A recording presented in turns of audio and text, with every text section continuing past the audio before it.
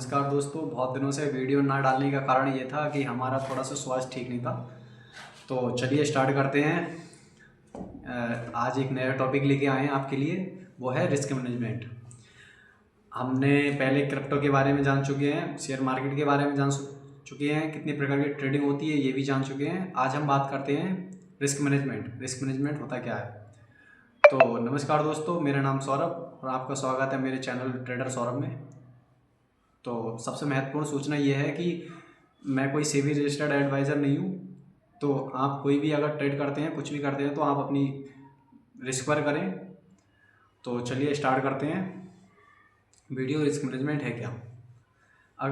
यह एफ का सबसे महत्वपूर्ण एक हिस्सा है, यानी कि अगर रिस्क मैनेजमेंट, अगर आप रिस्क को कंट्रोल करना सीख गए तो एफ आपकी ज़िंदगी बदल सकता है।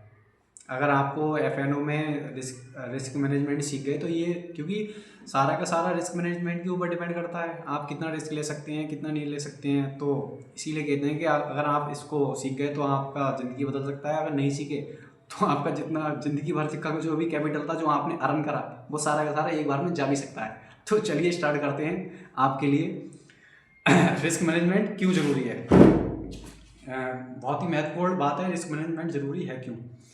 तो एफ में लेवरेज मिलता है, यानी कि कम पैसों में बड़ा ट्रेड किया जा सकता है, लॉस भी इतना ही बड़ा होता है। इस कारण हर एक बड़े ट्रेडर की पहली स्ट्रेटजी होती है सर्वाइवल और प्रोटेक्शन, यानी कि अपने कैपिटल को सर्वाइव करे और प्रोटेक्शन करे अपनी जो कैपिटल है। और उसके बाद में प्रॉफिट। जो जो ट्रेडर होते हैं उनकी जो फर्स्ट प्रेफरेंस जो यही होती है। इसका पहला नियम है, फ्यूचर हो या ऑप्शन हो, स्टॉप लॉस ज़रूरी है। क्यों लगाएं?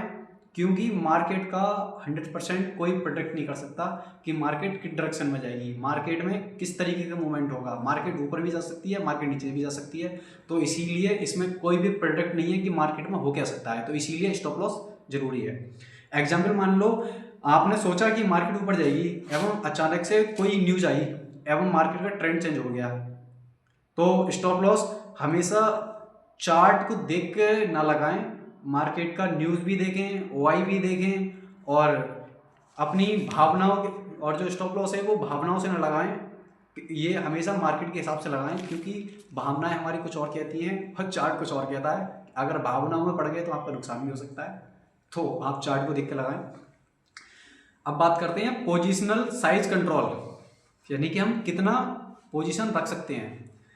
आपको जो मैं वीडियो बना रहा हूँ इस समय, तो आपको लग सकता है कि मैं आपको क्या बता रहा हूँ कि ये यार के ये छोटी मोटी चीज़ें, मगर ये छोटी मोटी चीज़ नहीं है। ये एक ऐसा टॉपिक चल रहा है इस समय, एक ऐसा टॉपिक पे बात कर रहे हैं जो बहुत ही इंपॉर्टेंट है, और जो 90% ट्रेडर हैं वो लॉस करते हैं। और ऐसे ऐसे ट्रेडर हैं, मैं भी उनमें से, मैंने भी कम से कम बहुत रुपये का लॉस कर दिया, मैं तुम्हें बता नहीं सकता। मगर आज मैं आपसे ये नहीं कहता हूँ कि आप 1 लाख रुपए महीने कमा लोगे, 5 लाख रुपए महीने कमा लोगे। हाँ, मगर रिस्क मैनेजमेंट के हिसाब से करोगे तो आप इसमें कितने भी कमा सकते हो, 50 लाख भी कमा सकते हो, 1 करोड़ भी कमा सकते हो, 50 करोड़ भी कमा सकते हो। मगर रिस्क मैनेजमेंट के हिसाब से करोगे तब। पहले सीखो, उसके बाद में ट्रेडिंग करना। तो थोड़ा सा हम अपने टॉपिक से भटक गए थे। चलिए अब बात करते हैं पोजिशन साइज कंट्रोल, यानी कि हम कितना पोजिशन ले सकते हैं। बहुत सारे लोग यह गलती करते हैं कि सारा पैसा एक ही ट्रेड में लगा देते हैं, और इससे क्या होता है, उनका लॉस हो जाता है। एक ट्रेड में कैपिटल का 5 से 10% ही लॉस करें। फ्यूचर में हाल प्लॉट से स्टार्ट करें। ऑप्शन में एक ही स्ट्राइक मत लो, यानी कि हमने एक प्राइस ले लिया, निफ्टी चल रहा है 23,300 पे, 22,300 या 22,400 या 22,000। तो जो एक स्ट्राइक प्राइस होता है, तो उसमें से एक कॉल का ओआई होता है, एक पुट का ओआई होता है। तो हमें एक ही स्ट्राइक प्राइस पे, जैसे कि हमने एक स्ट्राइक प्राइस चल रहा है 260 रुपये, तो हमें 260 वाला ही नहीं लेना है, उससे नीचे वाला 250 वाला भी लेना है या 270 वाला भी लेना है, एक ही नहीं लेना है। फ्यूचर में हम क्या कर सकते हैं, फ्यूचर में हाफ लॉट से स्टार्ट करो।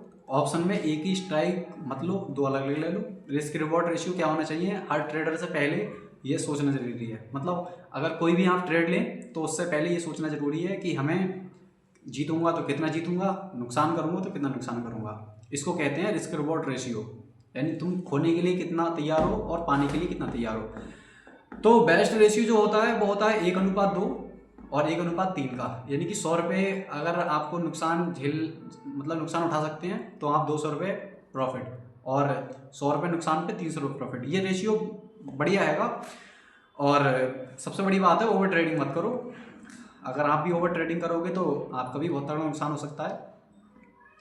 तो नए लोगों के लिए यही सलाह है कि ओवर ट्रेडिंग ना करें। और सबसे बड़ी समस्या यही है, और जो बायर होते हैं और जो नए लोग होते हैं, बिगनर होते हैं, उनकी सारे लोगों की समस्या ये होती है क्योंकि वो ओवर ट्रेडिंग करते हैं और ओवर ट्रेडिंग के चक्कर में सारी कैपिटल को लॉस कर लेते हैं। मेरी तरह मैंने भी कर लिया था ओवर ट्रेडिंग के कारण।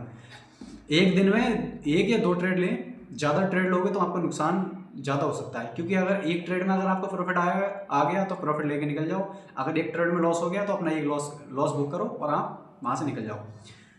तो अब हम बात करते हैं, जैसे कि हमारा जो घुसने का कारण होता है वो, अगर हम जैसे कि इसके बिना अंधेरे में तीर चलाने के बराबर होता है। अगर कोई चीज़ नहीं सीखोगे, अगर आप एक साथ ऐसे घुस जाओगे तो आप मार ही खाओगे। इसीलिए मैं आपसे यही कहना चाहता हूँ कि अंधेरे में तीर न चलाएं, सीख के करें।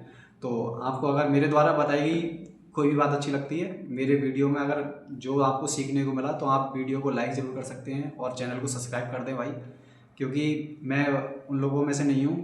क्योंकि मैंने भी अपना बहुत सारा कैपिटल इसी बात में लुटा दिया कि मैं यहाँ सीखने गया, वहाँ सीखने गया और मुझे सीखने को कुछ नहीं मिला।